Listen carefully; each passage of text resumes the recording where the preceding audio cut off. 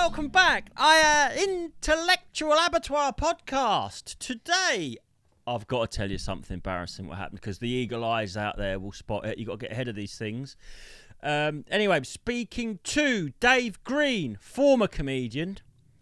He's not really doing it so much now. But he's a lucid dreamer. What a fascinating subject and interesting guy. I got a bit intimidated at times, because he's like, you know, if I ever did grow this podcast and got to interview like actual scientists, I think that I felt a little bit out of my depth, because I was sort of like, hey, do you think it's this? Do you think it's that? And he's going, well, the scientific. It wasn't quite like that. But it's an interesting subject. So the embarrassing thing at one point is so freezing up in my loft, a bit of brain juice. I'm not going to say snot, because it was just like water. Dripped out of my nose, flew out of my nose and went on the microphone.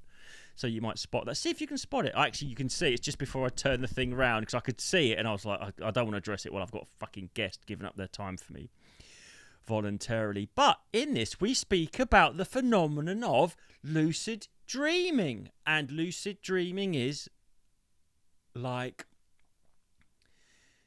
it's like I say, it's like playing a video game in God mode, I would imagine. So we would get into what it is, how you get into it, what sort of it could possibly mean in the greater ramifications of the universe. But at the end, Dave gives some practical steps towards how to achieve lucid dreaming. And I think we should all do it. We've all got to do it. I'm going to do it tonight. I told him I'm going to do it tonight. So if you say the last 10 minutes is very much practical advice on how to set up the best opportunity to do it. Speaking to Dave as a sort of person that was like, oh, he can do this amazing thing. And it is amazing. I'm not saying he's not amazing. But I was like, oh, he does this thing that is sort of like extraordinary. And I was thinking, as he was describing it, I was going, oh, no, I'm 99% of the way there. I suffer from, as I say in here, a few little sleep things, paralysis. And I have that, I didn't say it to him actually, but that one where you feel like you're falling just an inch. It's almost like I've levitated off my bed 2 or 3, and then wake up like that.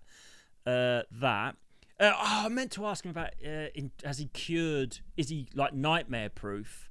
As in, like, if a dream starts going south, he can just correct it. And also, I suffer from intrusive, borderline I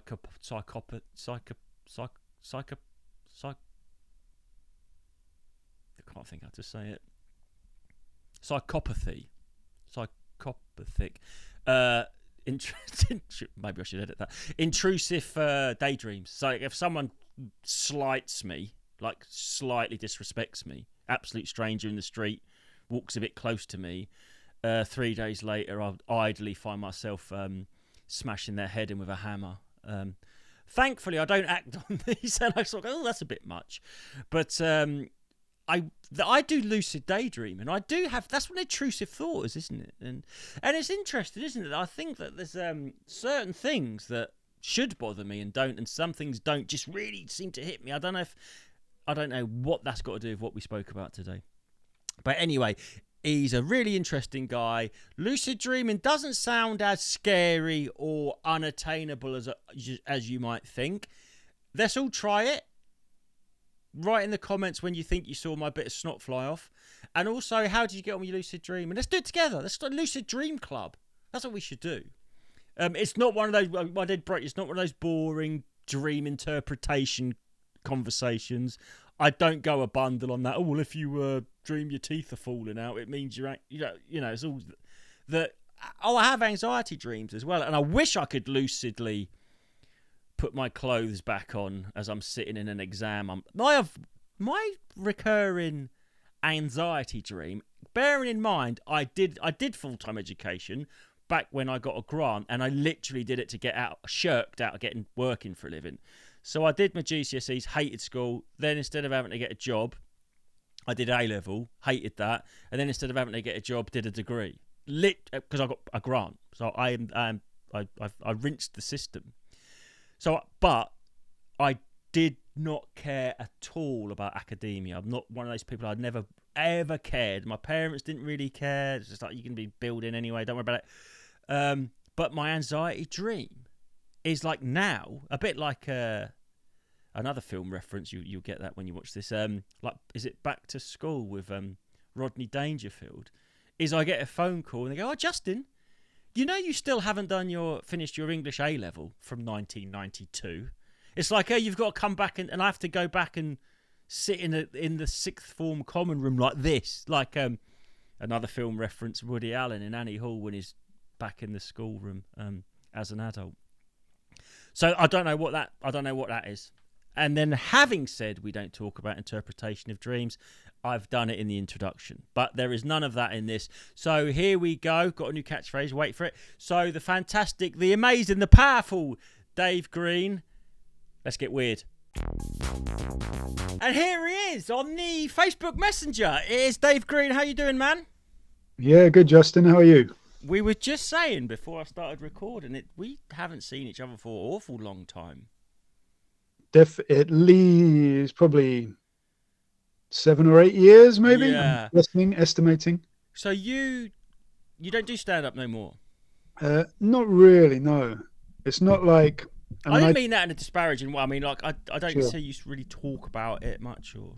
Yeah, I've left the I've left the club. It's yeah, it's funny. It's not like, I don't think anyone like quits stand up. Yeah. Well, some people do. You're not chasing it. You're not chasing it as much. No, they make a show and dance about it. But no, I just yeah, over the pandemic, obviously no one could do stand up, and then I started doing this lucid dream stuff online, which we're going to be talking about today. We are. And that kind of got a bit of traction behind it. Plus, I had a kid, so those who doesn't sleep much. So those sort of two things combined. Yeah, it's very difficult going to out sell at nights. Yeah, it's difficult to sell to say to your partner who's had the kids all day. Like when I started, I used to get back from work and go, right, I'm going out again. Yeah, and it was like, what? You just got here? It's like, yeah, I've basically. So you have to sort of like all hands to the pump when you got kids. But you were very much. Who was your influence? I'm not saying you was at all like hacking anyone, but you're very. I'd say Stephen Wright. Was you a big fan of his? Oh, definitely. Well, when I started out, I was very, very Stephen Wright. I changed a bit. Yeah. And it sort of became a bit. I think like lots of people start off deadpan, don't they? And then yeah, because when you start, when you start, all you've got and can do is write, isn't it? You can do that in a vacuum. Yeah. So I think that as I've evolved, I've realised that, of course, your material is very important, but it's. I used to think writing meant like homework, like you've actually got to sit and write, but it's not really like that. I think it's less about the writing and more about me now. Sure, yeah. So I think when we start, like you say, everything's very written, formally written. So you're a bit deadpan because you're just reciting stuff, trying to remember exactly. When you're nervous. Yeah, it's all about the words, and I had a bit of a wall up, and over time it got a bit sort of looser, but I guess the thread that always went through it was a bit kind of surreal. Yeah, off kilter sort of. Yeah, so I used to do surreal one-liners, and then that turned into like surreal stories, or that sort of thing. Yeah. Yeah, actually, I remember you. I thought you were great. I really do. And I remember the bit about if you. I'm probably going to butcher it. Just sort of like to give people an idea of these sort of like surreal imaginings. It was like you said, if you was at Pompeii or wherever that volcano hit, you would have done the double thumbs up just before the lava got you. So you would when they dug you up, you would be like this. Yeah. So you'd look cool in the in the museum or whatever. In the museum, yeah. So anyway, I've got you on because you are a lucid dream dude. I'm a lucid dream dude. That's what they call me. Yeah. So firstly, what could you just explain to people what lucid dreaming, what actually how you would define it? Yeah, sure. So lucid dream, in the most simple terms, is just a dream where you're aware of the fact that you're dreaming.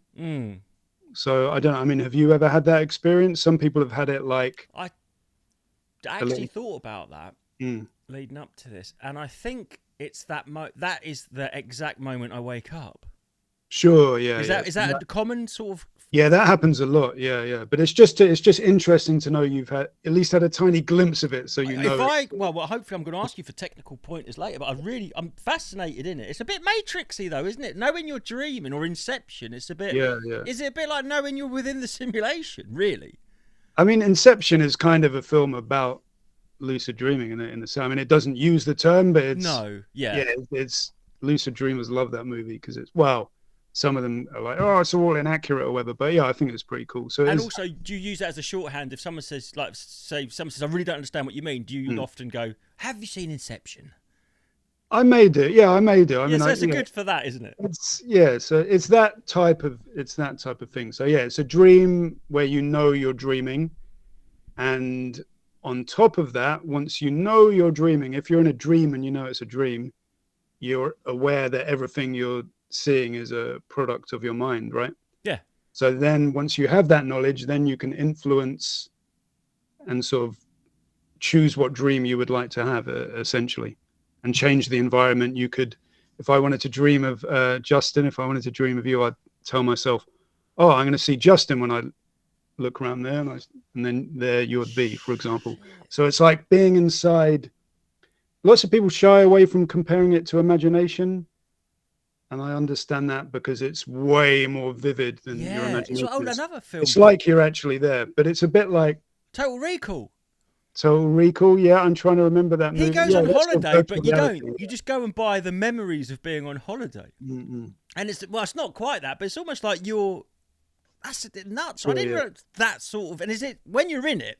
Are you aware that it's just like being in VR? Are you sort of, or are you sort of like? Does it feel like? Do you ever have an Inception moment where you wake up and then you think that's still in the dream? Do you know what I mean? Do you ever? Oh, that happens. Yeah, yeah. It's called, the technical term for that is a false awakening. So that's when I mean, that kind of exists outside of lucid dreaming. Yeah, that's when you have a dream where you wake up and you sort of go and brush your teeth and you're getting ready for work, and then you think you've woken up for the day, but actually you're still in a dream.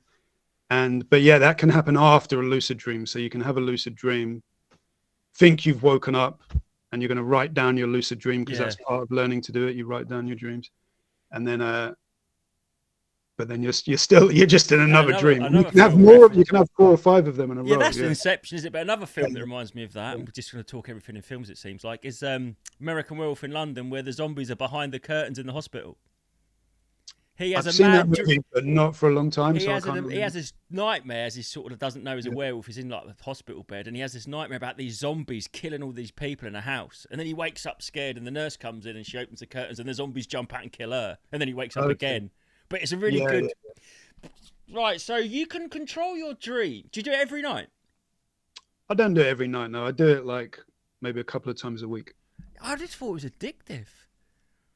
It's not. No, it's not addictive because it's like, yeah, you wouldn't want to do it every night because lots of people ask me if it's tiring, which it isn't. But if you want to really remember your lucid dream, you want to kind of wake up after you've had it, and that's a bit tiring. So you don't want to do it every night really because it would be a bit much. Yeah, but that's the trouble with me. I do things that I shouldn't do every night, like drink and shit. That's my personality. Yeah, I'm not aware of anyone ever becoming addicted to it. So I don't think it's. So do you actually have consciously go, right, I'll do it tonight, I won't do it tonight? It's like a sort of thing you can turn on and off, like that much controllable.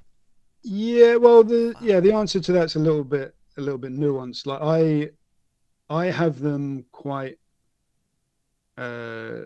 regularly. Kind of, I have a few of them spontaneously, but if I wanted to have one on a given night for some reason, yeah, there's a few things I'd do to have it that night. Do you ever have a normal dream and then halfway through it goes lucid? You're like, oh, I thought I was gonna have a night off. Just watch this.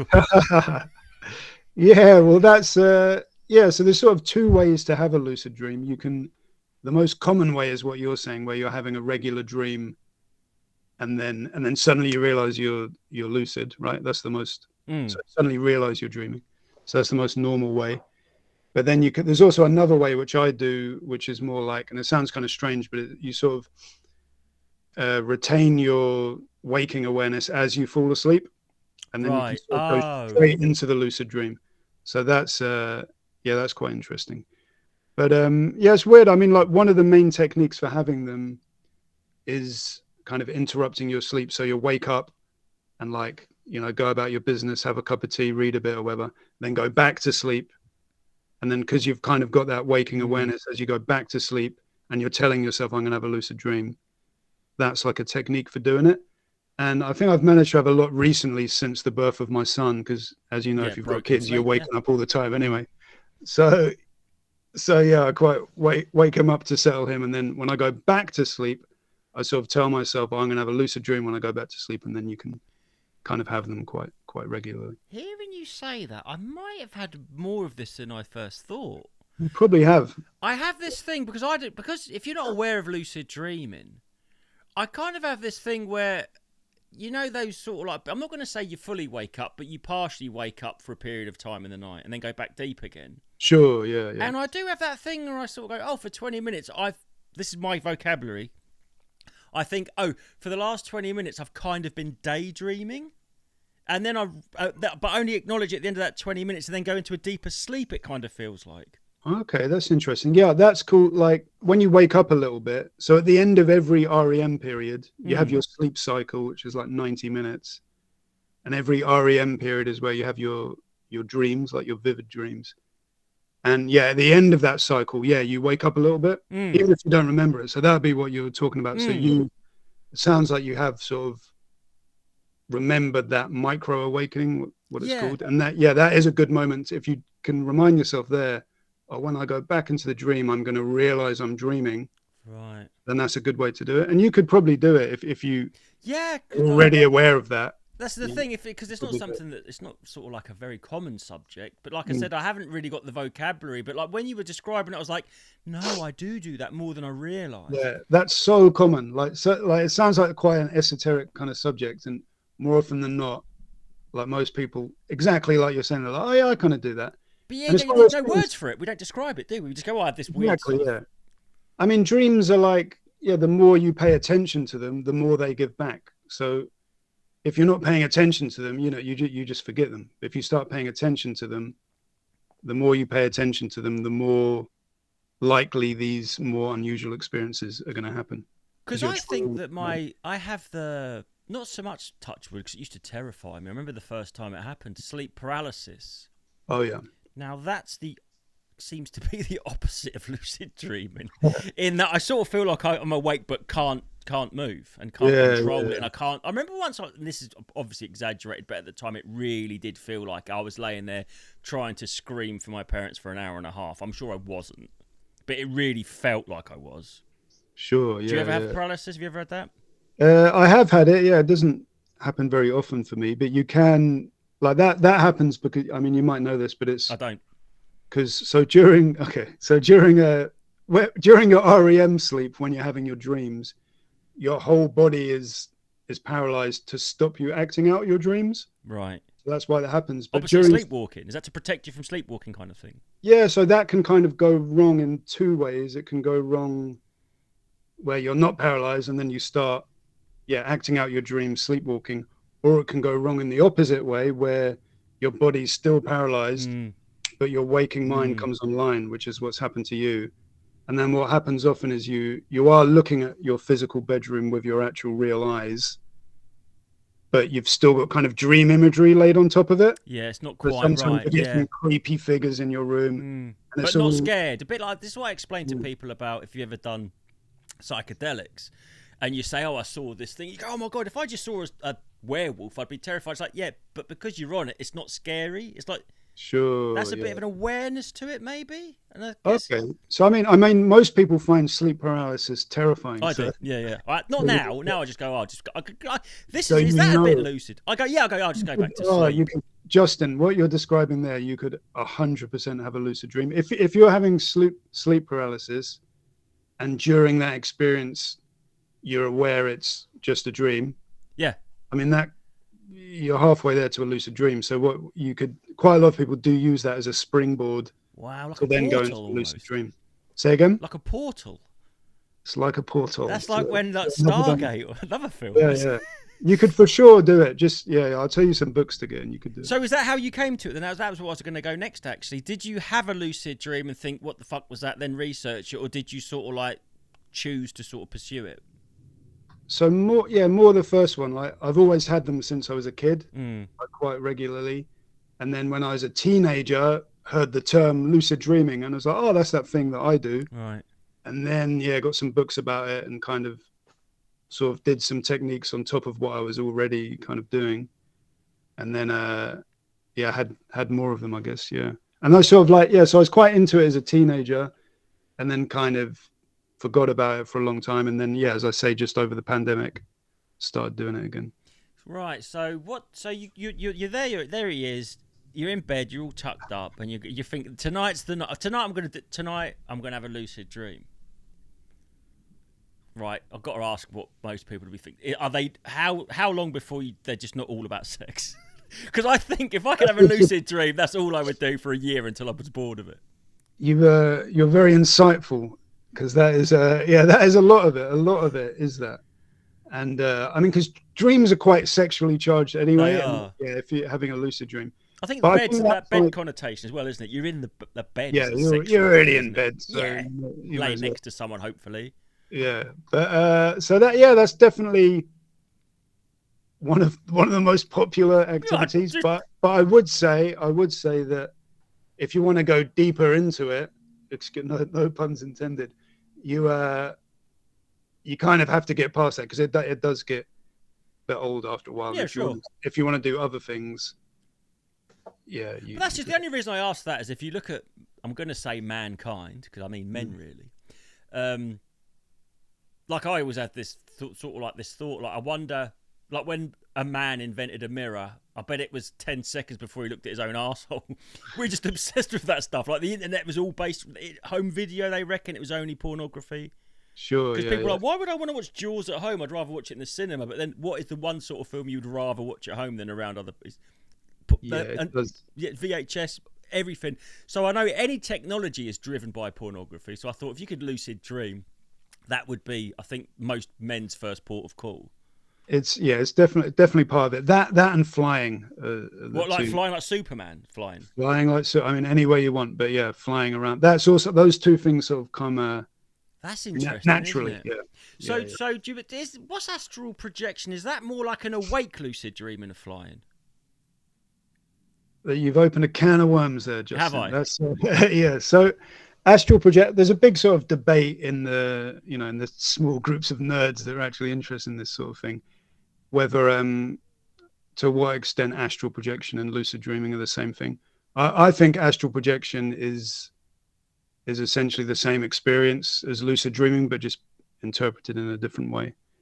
And it's like going back to what I was saying before about the two types of lucid dream. There's one where you realize you're dreaming partway through the dream, but the one that I do where you sort of fall asleep consciously, that quite often takes the form of like the sensation of your, sounds kind of nuts, but you can feel your dream body, like the body you experience yourself as in the dream.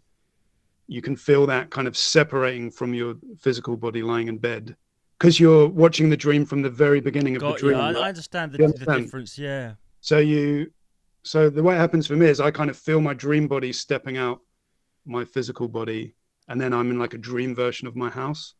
So I see that as a lucid dream. I see that as all stuff happening in my own head, but other people with a similar experience may interpret that as an out of body experience or astral projection. Astral projection is basically just a more esoteric term for an out of body experience. Adding a bit of spirituality to it rather than a scientific or a sort of map. Sure, yeah, it's got a whole kind of, I mean, it's all like Madame Blavatsky and that kind of sort of. Could you? I'm going to say I'm going to label astral projection lucid daydream. Is that? Well, no, because I mean, it's the set. You're still asleep. You're You asleep. are. Sorry, I thought astral That's projection. what I'm saying. No, I'm saying it's the same experience. Right. Sorry. In my opinion, obviously, people who do astral projection will say there is a difference between the two things, because basically the difference is, well, I'm lucid dreaming, that if you interpret those type of experiences within lucid dreaming, I mean, it's a bit more complicated than this, but in a simple way, generally when people talk about dreams, and at least in Western culture, they'll see it as something that's happening internally in your head. Of course. But astral projection, if they had that experience, rather than seeing themselves in a dream body, in a dream version of their bedroom, they would say they're in their astral body, in the astral Like a realm, dimension almost. which is like a different dimension, and the people you meet in that dimension, rather, if I meet people in my lucid dreams, I see them as parts of myself, Yeah. but they might be more inclined to see them as Entities. Actual entities. Yeah, and it's stuff like this crosses over with like psychedelic studies, and then you get into the question of who are those people? What does it mean whether they are conscious, and all this kind of stuff. Yeah, because the big kind of as we were saying, like this is probably more common, but people don't think of it, is because in the West, especially, I don't know if it's cultural, but it is dreams are these subconscious movies which you're watching, which can be decoded, but it's like your subconscious is like using semiotics and symbolism, and like this is actually a fascinating conversation, but we all know what the boring dream conversation is. It was like, I had this mad dream last night. It was you, Dave, but it was you, but you had like green ears, and we was in the office, but it was the upside down office, and he's like, this is boring. Like that sort of randomness. Sure. Is that just because we're not conditioned to lucidify it, or whatever, and control it, or we just basically evolutionary? What the fuck is a dream? Why do we do it? And why do we? Well, there isn't like you'd be. Well, maybe you're not surprised to know that there isn't actually. There's lots of like conflicting theories about why we dream, but there's no definitive. There's no definitive answer to why we dream. And all animals do it as well. Dogs are funny when they dream. They don't have the sleep. I've seen dogs and they can be running in their sleep and stuff. Yeah. Well, dogs, what else is it going to do? All they can do is run and bite. What else is it going to be doing? Do you think? I was going back to like evolutionary. What is this thing about flying? Where did that come from? Do you think? Because humans never have flown. Sure, yeah. So why is that a common one? That's what I can get sex. It's sort of like why we're here, but the flying thing is like, where's that dormant flying obsession? Do you think? I don't actually know. I mean, I'm sure there are theories about it, but I would say it's interesting how the stuff we do. And like, I think there's a reason why like flying, appears so much in mythology, like flying witches, yes, all this kind of stuff. And I think that all comes from, I mean, even down to superheroes flying, and I think that's probably all related to the fact that flying in dreams comes very naturally. But as to why we do it, I'm sure there are theories, but I'm not aware of them. I think I did read about. There's a guy who's got. He sort of tries to separate common themes in dreams, and he talks about the gravitational. So there's flying where you're up in the sky, but there's also falling, right? Yeah, I have them. Two very common themes, and flying's always like almost always very ecstatic and joyful, and falling's like this sense of dread. So it's sort of like the way your emotions relate to that gravitational. Yeah, I just had a thought. My kids used to play Minecraft, right? And then you had like survival mode, which is like you're walking about, and then you had this creative mode where you could just fly around. Okay. And it's like if you're in this world or simulation and you can sort of like disregard the laws of the physics of that world, you're not God mode, you would call it in a game, wouldn't you? Maybe it's because this is, I don't know, is it like you're sort of like, I'm the creator of this universe, I don't have to adhere to the chains of gravity sort of thing. Sure. Well, exactly. You can, I mean, you can kind of do anything you want within reason, but certain things come easier than others. And flying, for some reason, seems to come very, very easily. And I mean, flying happens it's not just lucid dreams. People have that in regular dreams as well. It just seems to be a common. And as you say, it is. Yeah, I don't know. I don't know the answer to why we fly. But the thing is, when I have dreamed of flying, I'm having all these things. Because I'm not a person that remembers my dreams. But when you're saying things, I'm realising that I've got. They're familiar touchstones to me, even though. Sure. But when you are flying in the dream, it's like I've done it before. I can feel the sensation and the wind and what. It's not like imagine. It's like I actually can feel like I've done this before. How do I know what it feels like to fly? Yeah. No, you're right. It feels. It just comes very, very natural. Yeah, that's a good point. Yeah, it is. It's bizarre. It is because this is probably slightly different. But I always think that about. Have you ever heard of the phrase "the uncanny valley"? Oh yeah. So it's like for listeners, it's like. You look at your Henry Hoover, which doesn't look anything like a person, but it's got like a character, and I really accept Henry the Hoover as Henry the Hoover. As Henry, look, there he is. My brain's filling all these gaps. When you get graphics like the PlayStation sort of 4 level, I know it's changing now, and they have the cutscene. The people are almost indiscernible from a completely humanoid, but the tiniest way their hair moves wrong, they look nothing like Henry looks realer than one of these people. So evolutionary, somewhere we are programmed to spot people, Dave, that are, it's almost like Blade Runner. Why are we so good at spotting someone who's almost human but not quite? That must have served a purpose, but fuck knows what it was. Sure. I mean, how are you saying that relates to dreams? Like people... No, I was saying the flying dream. It's like in our distant DNA, and it could have been, I don't know, maybe if you believe that we travelled it from another planet, let's go crazy, right? There were replicants and we could fly. And it's just like dormant stuff that we seem to know, but it's locked really deep in. Yeah, I mean, potentially. I mean, we've been dreaming for a very long time. So do you think they're just dreams, or do you think, is it like... Just, what do you mean by that? We're going to get weird. So like this... Yeah, as weird as you like. Yeah, like with that astral projection, they believe they're going to another dimension. Are you creating a reality that exists and ceases to exist once you leave it? Yeah, I mean, I see it... Well, it depends what you mean by reality, isn't it? Because dreams are... They're no less real than this reality. Exactly. It's just a private reality, right? Oh, so we think.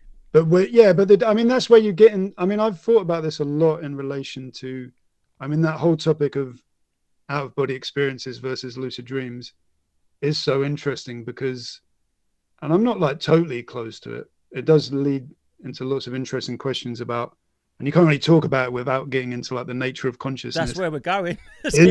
Is consciousness reality a product of the brain, or is it more fundamental than that?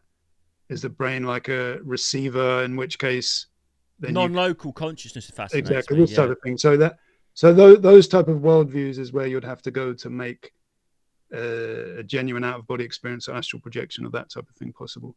And weirdly, I'm not like that closed off from those type of worldviews. But I mean, just put it this way: nothing has happened in a lucid dream that would lead me to need those things to be possible, if that makes sense. Yeah, but if you think about, like, if one of us is hallucinating and the other one isn't, and I go, look, there is a werewolf, and you go, no, there isn't. But if we both see it, sure, is it there? Because, like, I guess it is, isn't it? Well, yeah. Well, that's what. Yeah, exactly. You're hitting all the good places, isn't it? Yeah, exactly. So dreams are. It's part of the reason probably people find dreams boring is because it's like it's your personal reality. So it's like bragging about a holiday destination that the person can never even go to. It's like, why would I be interested in that? I can't go there. Do you know what I mean? It's like, yeah. Is there such a thing as syncing them up? Have you ever? Can you co-op dreams? Well, again, but this is like Inception, and it's called mutual dreaming. And again, it would that you would need those sort of worldviews where consciousness is sort of exists. Something different from materialism, basically. This thing, like, and there should be a bell for every time I repeat myself. But the thing that fascinates me is on the atomic level, subatomic level, that depending on whether you're observing or not, an atom can be a wave or particle. Sure. So how do we all agree on anything? Do you know what I mean? It's like. Yeah. I've gone off the deep end there. Well, so no, I get what you're saying. Yeah, these are. Yeah, I mean, it's. Yeah. Do you know about? Maybe I don't get what you're saying. Do you know about the delayed choice experiment?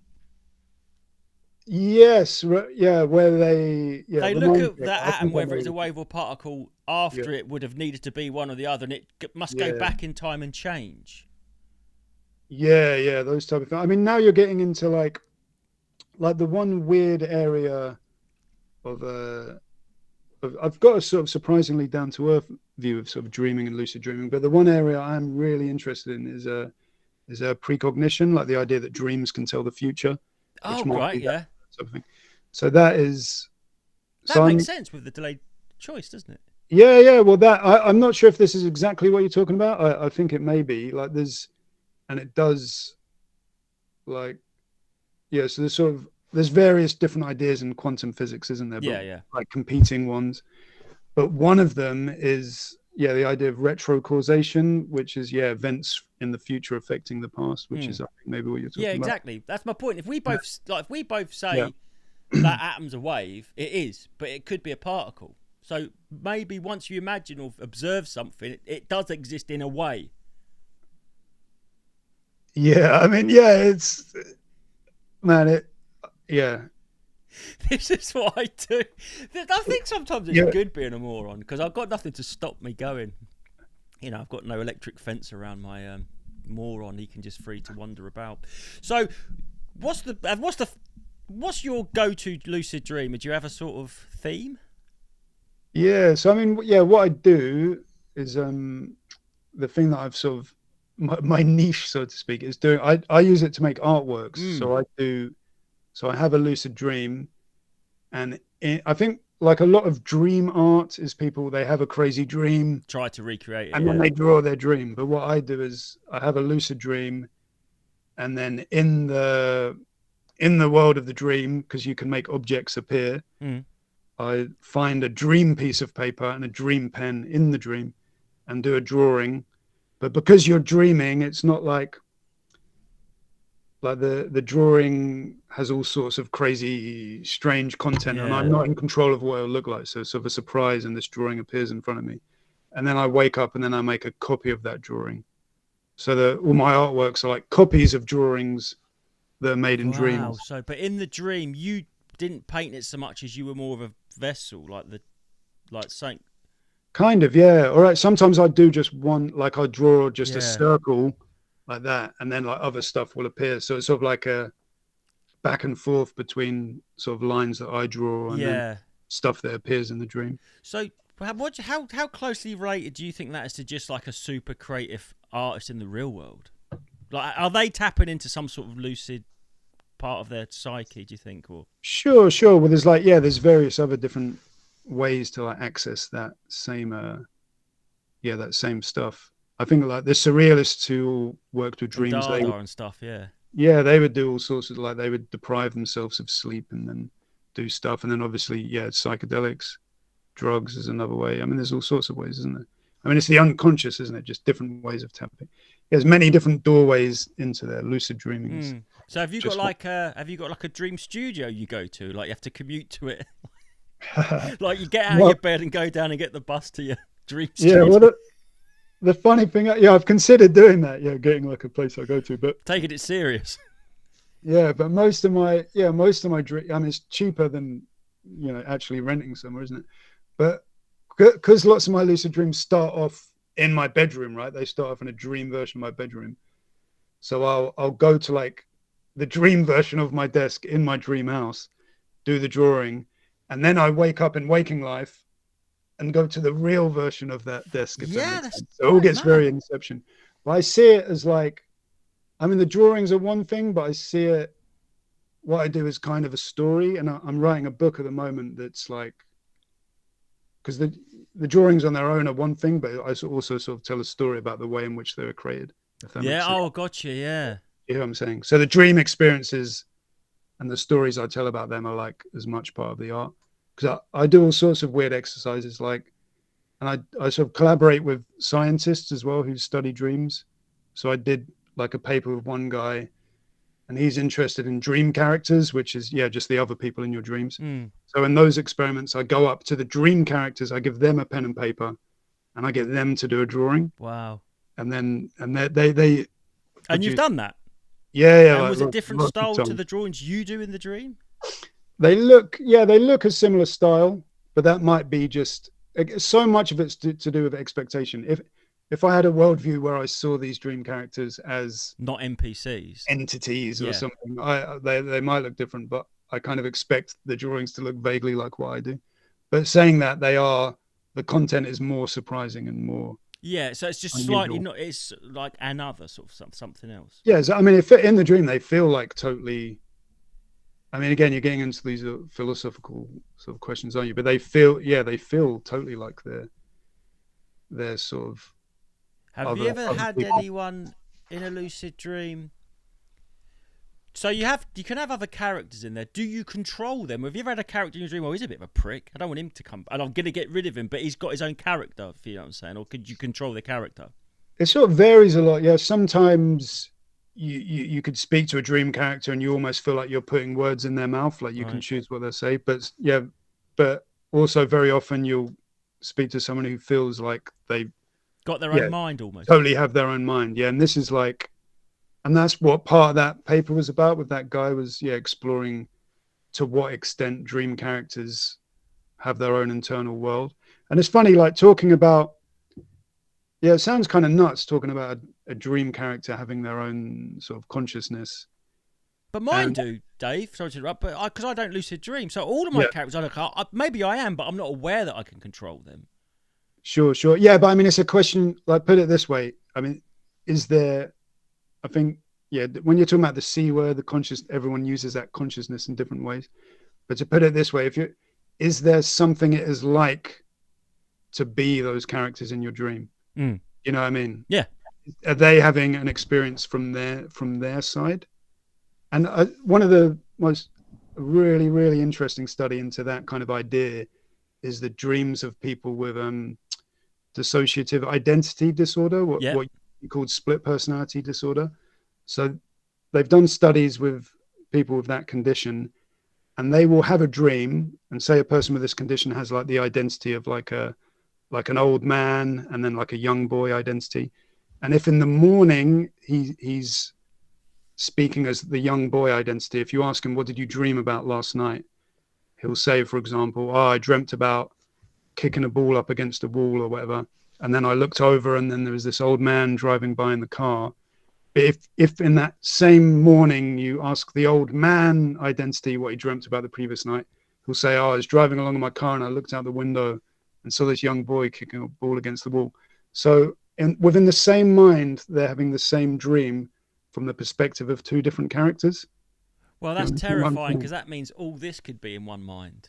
Well, exactly, yeah, and that's like where I heard about that was from a philosopher who has it's called an idealist perspective, which is exactly that, like the idea that reality is waking reality is exactly a dream, and we're all alter personalities in this giant mind. I mean, these are like, that guy doesn't talk about in those ways, but these are like, yeah, it's the same sort of ideas are in ancient spiritual beliefs. You know, it's yeah. Yeah. Because I've seen some of your artworks. They look sort of like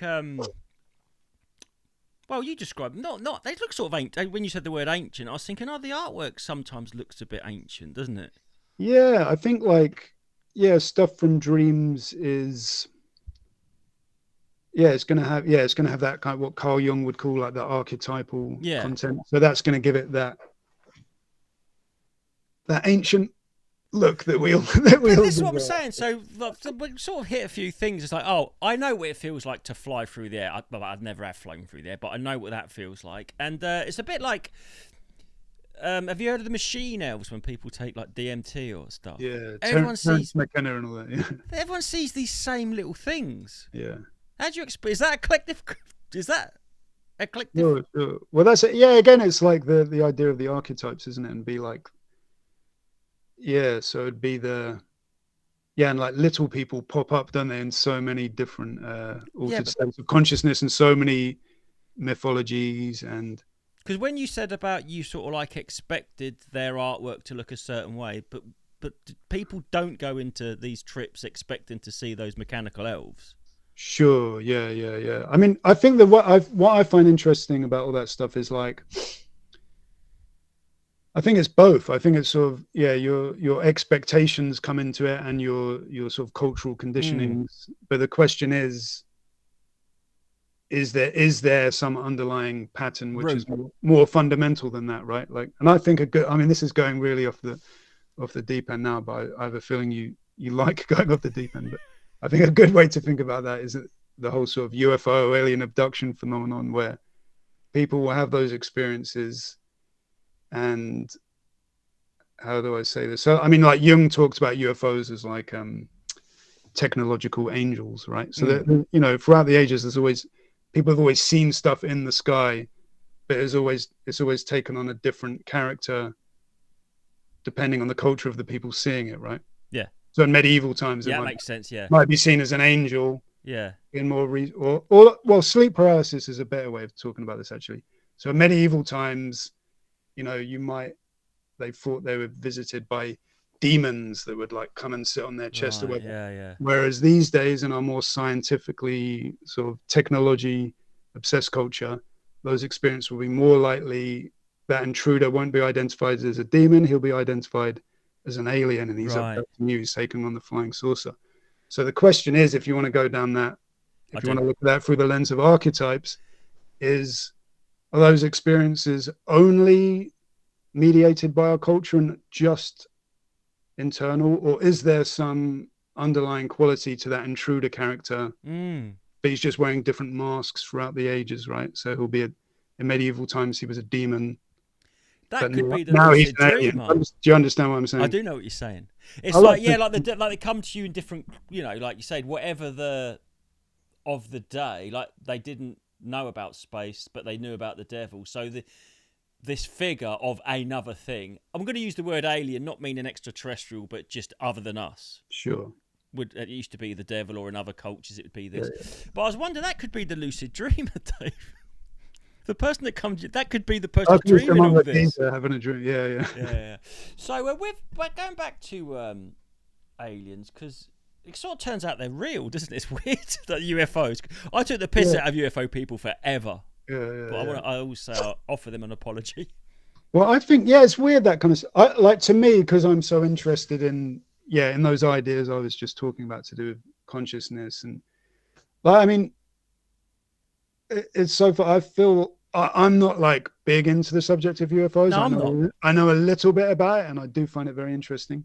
So this may be wrong, but from what I see, it seems like the whole debate to do with UFOs seems to be like, are they actual spaceships from out of space, or are they not? And everything else is ignored. Whereas I think the reality is something way more like what I was just talking about there. Because if you look at the cases of alien abductions, like, to me, the thing that I think they're kind of ignored because they're too kooky and too weird. People are interested in like the spaceship and like the military seeing them, and it's, very like within stuff that's easy to imagine. But to me, the thing that stands out about alien abductions and stuff like that is when people talk to the aliens, it's exactly like when you talk to a dream character. Right. It's the same shit. So to me, it very much seems like it's some sort of internal phenomenon, but it's also kind of out there as well. But like what you're saying, like, you can explain it. If one person sees that, it's very easy to explain. It was a hallucination, or whatever word you want to use for that. But there are cases of more than one people having these experiences, and they're similar. And they're similar, but again, slightly different. So again, it brings that thing of, it's like slightly maybe what the person's bringing to it. Also, is there something else going on? I don't know. It's so interesting. I guess, having said that, though, Dave, being human beings, it's impossible that we could have any experience and not bring something to it of our own understanding, isn't it? Exactly. Regular perception is, you don't see the world as it is. You see it as you are, as people say. It's always through the prism of you, isn't it? Exactly. Yeah. So, and I guess there's like a sliding scale of how much that varies, and maybe in those experiences there's something else going on. But I mean, it's almost like, I mean, they're funny as well. That's the other thing. Those experiences, sometimes if you read about them, it's almost like the alien is trying to, like, if the person does tell this story, they're definitely going to seem like a dickhead. Like, it's almost like the alien makes it. I always think the anal probe one says something about the person, isn't it? It's like, oh, really? I think that says a lot about you, mate. But again, that's why I'm going back to how they're related to dreams, because, as we were saying, dreams are very sexually charged experiences. Yeah. And again, in the medieval times, what they called them was like a incubus or a succubus. They were demons that visited you and sort of did interdimensional sexual abuse, essentially, which is, and again, it's the same as the alien abduction thing. There's sort of the sexual element to it, which again is within that realm of dreams and sleep paralysis. And but is it just a mirror, or is there something else going on too? I don't know. I don't know. It's interesting to explore. It is interesting to explore. So, in the case of, do you know when the near-death experiences? Sure. Again, it's a related area. I'm not an expert, but yeah. No. So what I've heard, is it the pineal gland? Yeah, that's like related to astral projection and stuff like that. So that sounds about right. Yeah. So that when you die, the pineal gland dumps a load of DMT, which is the most psychedelic substance we know of, I think. Sure. When we die, and is that when people? So, do you think do you think lucid dreaming is a chemical thing, or is it? Do you think you've controlled how to? Do you think you've learned how to harness the chemicals in your brain rather than it be a mental thing? The difference. Whoa! I mean, I'm no neuroscientist, but I mean, can you separate those two things? Like when? No, I guess you can't. But I think the thing is, I've learned. You sort of talk about brain chemicals, and like dopamine's like the one that everyone knows. It's so real, isn't it? Pick up your phone, have a biscuit, whatever it is. That dopamine hit. I think people can control that. You know, like when people do that they go to a room and they just start pretending to laugh until they laugh and stuff like that. Oh yeah. I make them do that in my gigs. Yeah, but you know that forced laughter is called, isn't it? Yeah. I've seen that laughter therapy. Yeah, I know. So I'm guessing they're doing something physical to release serotonin. But I guess, but I'm saying everything is connected to a chemical in the body. It seems like in the old days, you just go, "Oh, laughing's good medicine," but then scientists go, "Well, it releases this happy chemical." Do you think that when you're asleep, you've just got a little way of somehow opening that gland and squeezing a bit of juice out? I don't know. Yeah, I think brain chemistry is involved, and maybe people who have a lot of lucid dreams maybe have a different brain chemistry. I don't know. I mean, I don't think there's been research into that. Well, they would say that taxi drivers have the large HIPAA thing, don't they? Because they have to remember the yeah. So maybe do you think? I'd love to see like a. Is there a Michael Jordan of lucid dreaming? Michael Jordan. Is there he's the best lucid dreamer we've got? Who is the best? I don't know how to answer that. I mean, if you wanted to know more about the subject, there's some like good books. There's one called where is it now? I've got it there somewhere. The best one's Exploring the World of Lucid Dreaming by a guy called Stephen LaBerge. And that does he talk around the themes of what it is, or more how to do it? It's more how to do it. Basically, Stephen LaBerge is the guy. This will be interesting for people to know. Actually, like he's the guy who sort of brought it into the scientific mainstream in the sort of late 70s, early 80s. Because before that, lucid dreaming was that in itself was in the realm of sort of esoteric kind of new age stuff and wasn't taken seriously. And the way he sort of demonstrated it was a real thing, was really interesting. So basically, as we spoke about before, when you dream, your whole body's paralyzed, so you don't act out your dreams. But the only parts of your body that aren't paralyzed is your respiratory system, obviously, so you can breathe, and your eyes. And interestingly, your eyes in your physical body mirror exactly the movements of your eyes in your dream body. So, for example, if you're watching, controlling them still. Yeah, so if you watch a tennis match in your dream, you go, the eyes in your actual body asleep would be going like that. So they took advantage of this and they got lucid dreamers into the sleep lab and they hooked them up to machines that would register when they were dreaming, when they were in REM sleep, and another machine which measured their eye movements. And they had a pre-arranged signal. So they said, when you get in a lucid dream, look up 3 times and down 3 times or whatever it was. All right. And that's the way, and they did it over and over again, and they and that's the way they sort of verified its existence. And more recently than that, they've done similar experiments where they've actually had 2-way communication with dreamers. So they'll be in a sleep lab, and I think they did it with like squeezing hands and stuff like that. So they could, and using like Morse code and stuff. So they'd ask simple maths questions by squeezing the dreamer's hand. That information would go into the dream, a bit like when a song from your radio alarm might go. I've had that. So that kind of thing. So then the dreamer could then eye signal back answers to the questions from the experimenter. So that's super interesting. That is amazing. It's like I said, that guy was the one that brought into science, because it's just sort of like, I don't know, it's got anything like this. I just think that it can just get lost, can't it? People go, oh, I had this weird thing the other night. But until you start talking about something, goes, no, let's actually look at what it is. Sure. You know, it's like a whole branch of stuff. So with going back to the outer body experience at the end of your life, then, do people just, I don't know if you know, do people describe that they're in control of that? Because that feels very voyeuristic. Like, oh, I floated up and I could look down and see myself. Always seems to be the same thing. Sure. But again, I think that's all to do with expectation. Like if you're sort of separating from your body and you're seeing it, Cartoons always have and the you're not, angel go and up, you're didn't they? not, yeah, and you're not recognizing it as a dream. You're interpreting it in a different way. You're interpreting it as your soul leaving your body.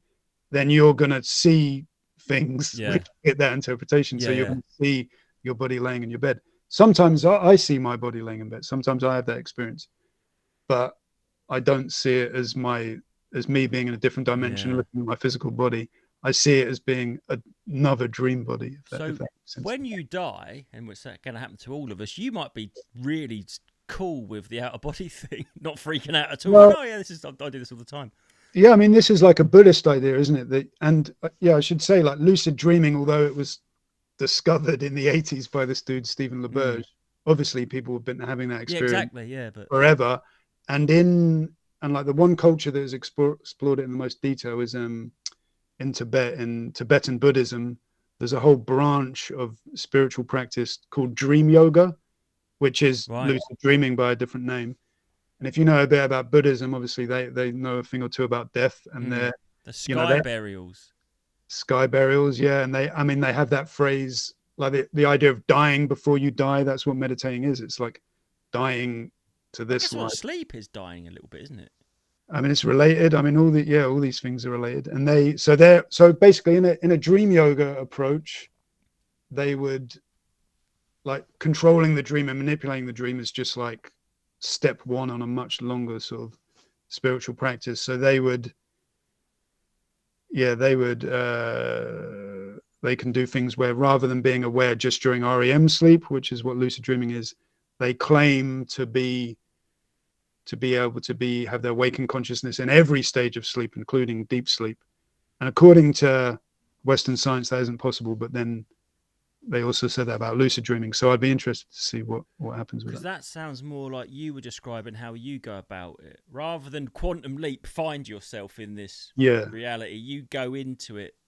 Sure, yeah. But that, like, I just sort of go into REM sleep. But these guys, these sort of Buddhist monks would be saying that they could be conscious the whole time. And for them, and I'm probably oversimplifying here, but for them, if you think about a relationship to the content of your dreams, similar to what you would have in relationship to your thoughts while you're meditating, in a dream yoga approach, they're kind of the goal is trying to sort of have a dream with no content. So it's just you're just aware of sleep. Because in a way, the content of your dream is the mess of your mind, you know. But if you're spending your whole life meditating, then you can just be aware of that void of being asleep. I remember something to do with meditation. Someone saying to me, when I went to university, I did like performance, and it was like, imagine all your thoughts are on a table, and then you swipe them all off, and then you imagine there's no table. It's kind of that other level of mind clearance, isn't it? So tonight, I'm gonna try to lucid dream. So what do I do? How do I do it? Okay, so I mean, the first thing. I mean, many people have. I have a feeling you might have one, Justin, because from what you've said, there's few experiences. Yeah, you've had. Just that once you're aware of it, like you could for sure have it if you wanted to, and many people have their first lucid dream after discovering about it for the first time, and it's just because it's on their mind. So I mean, that's part of it. I mean, there's more just to if it. You want it, it's sort of like might happen. Well, there's more to it than that, but that's. But I'm saying, is that the first step, sort of like acknowledging it? I'll tell you. So if you want to have lucid dreams, the first thing to do is you need to have good dream recall. You need to remember your dreams. So you need to really be writing down your dreams. Okay. You need to keep a dream diary. And then another thing would, be setting intentions, like we were saying. So before you go to sleep, you might be like, spend 5 minutes, just go, I'm going to have a lucid dream tonight. And really just set that idea in your head before you go into sleep. And just like you might, like if you're going on holiday and the night before, you're going to have dreams about getting up and missing your flight and shit. It's the same idea, but instead of seeding that idea in your head, you're seeding the idea in your head. I'm going to have a lucid dream. I don't set an alarm much, which I'm very thankful for. But if I set an early alarm, I always wake up like 7:59 if I've set it for 8. Yeah, yeah, yeah. Is that related? Is that I didn't realise how weird, how active I am in my sleep.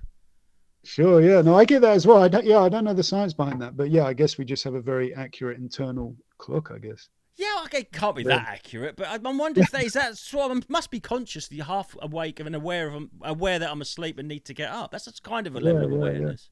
Yeah, yeah, yeah. So I'm going to go to bed. I'm going to.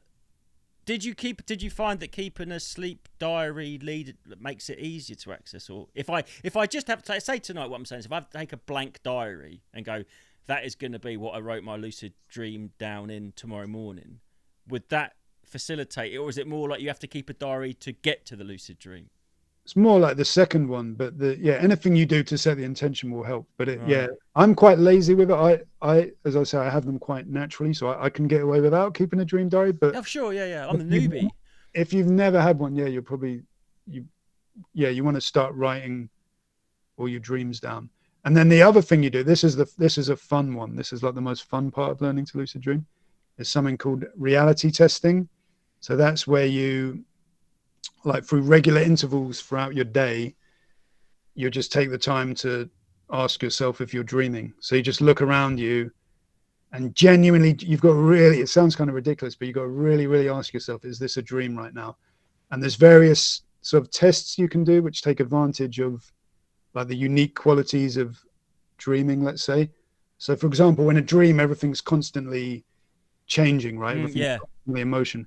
So if you look at text in a dream, it, you moves might be able to around. read the word once, but it very quickly scrambles up and it'll Yeah, say a different word. So what you do during your waking life, a digital watch is good. You look at your watch, look at the time, then look away and really ask yourself if you're dreaming. Then look back. And if the numbers stay the same, you're probably awake. And if you do that throughout your day, especially when something strange happens, eventually that habit follows through to your dreams. You'll be in a dream, something strange happens. You look at your watch, it says 8:02 or whatever. You look yeah, away and you look back and then it's all garbled and it says something. yeah. And then you're like, I'm dreaming. And then from there, your lucid dream begins. I've just realised there is a really famous cultural trope about lucid dreaming, isn't it? That pinch me. Oh, pinch me. Yeah, I If guess you're so. aware enough to ask to be pinched, you are aware that you're dreaming. Yeah. So Yeah, it's a phenomenon, isn't it? It's quite a common thing, that pinch me, am I dreaming? yeah, pinch me. Yeah. I mean, it probably, yeah, you're right to hit upon that. I'm trying to think whether that would, it probably wouldn't work as a reality No, test. but it's just saying that, Yeah, this sort of thing of, oh my God, I must be dreaming, I want to get out of it, or is this a dream? sure, It's like, sure, to be sure. aware of that level, that is lucid dreaming of sorts, isn't it? Sure, yeah. If you were, yeah, exactly. If you were to say in a dream, Am pinch I me, dreaming? Because you there just must said, be a reason you're saying that. So yeah, that kind of is a. yeah. Okay, so that was amazing. But I really am going to try, and I'll let you know how it goes. So where could people find you, your work, or what would you, how do people follow you and hit you Sure. up? So yeah, so I got a website. It's dave-green.co.uk, and I share all my stuff there. I've got an Instagram called Dave Green 5000. I've got all my artworks on there as well. And if you send Yeah. over, if you can be bothered, if you send some of your pictures, I could flash them up when we were talking Yeah. about them. Oh, okay, cool. Yeah, that'd be good. Yeah. So thank you so much. I'm going to do it tonight, and Do it. You'll yeah, do it, man. everyone watching, try and lucid dream and let us know how you get on. Nice You're one. going to be our dungeon master, Dave. You're going to guide us through the dream on our vision quest. Yeah. All right, thanks, man. All right, man. Cheers, Dave. Thanks a lot. Justin.